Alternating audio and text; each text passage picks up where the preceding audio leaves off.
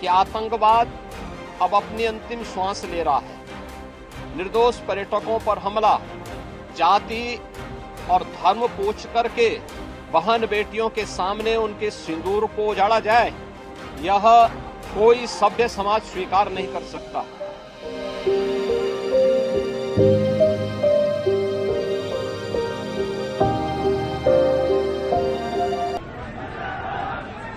बाईस अप्रैल को पहलगांव कश्मीर के अंदर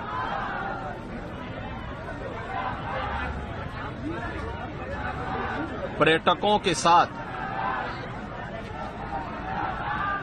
जो आतंकी हमला हुआ है,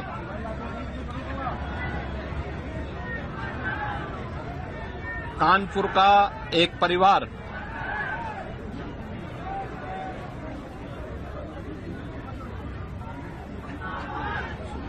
भी उस आतंकी हमला का शिकार यहां का एक नौजवान हुआ।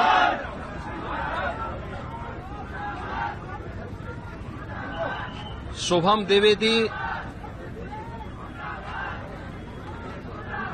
2 महीने पहले ही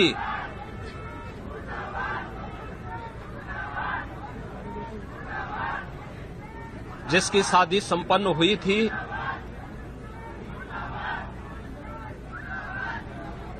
यह पहलगांव का आतंकी हमला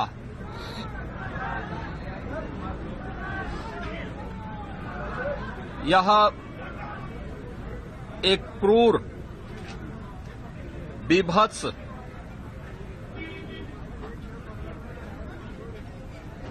कायराना कृत्य है। न केवल देश ने बल्कि दुनिया के हर सभ्य समाज ने इस घटना की निंदा की है। यह घटना बताती है कि आतंकवाद अब अपनी अंतिम श्वास ले रहा है। निर्दोष पर्यटकों पर हमला, जाति और धर्म पूछ करके बहन बेटियों के सामने उनके सिंदूर को उजाड़ा जाए, यह कोई सभ्य समाज स्वीकार नहीं कर सकता। और खास तौर पर भारत के अंदर यह कतई स्वीकार्य नहीं है।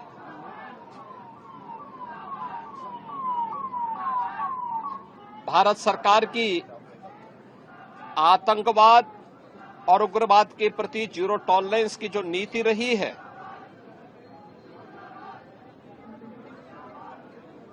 वह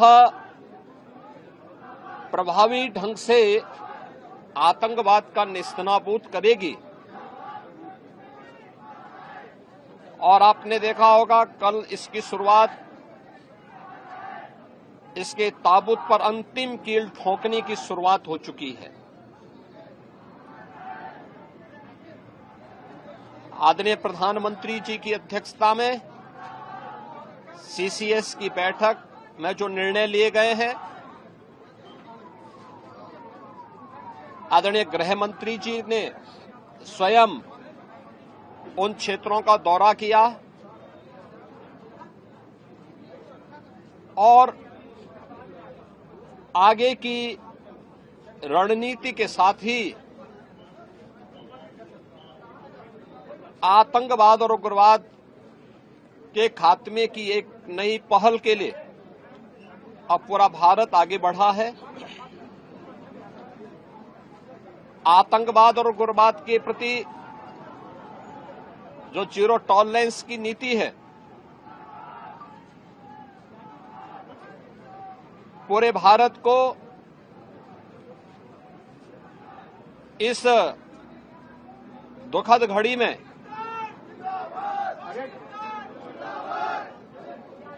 प्रधानमंत्री मोदी जी के नेतृत्व पर विश्वास करना चाहिए।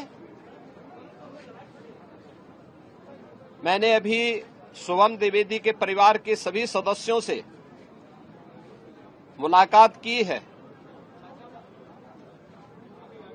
उनके पूज्य पिता से मेरी कल भी बात हुई थी और रात्रि में ही उनकी बॉडी यहां पर आई है। पार्थिव शरीर अंतिम संस्कार की प्रक्रिया के लिए अब आगे प्रस्थान कर रहा है। परिवार दुखित है। शुभम द्विवेदी परिवार का एकमात्र पुत्र था। 2 महीने पहले ही उसकी शादी हुई थी। परिवार दुखित है। मैं दिवंगत आत्मा की शांति की कामना करता हूं।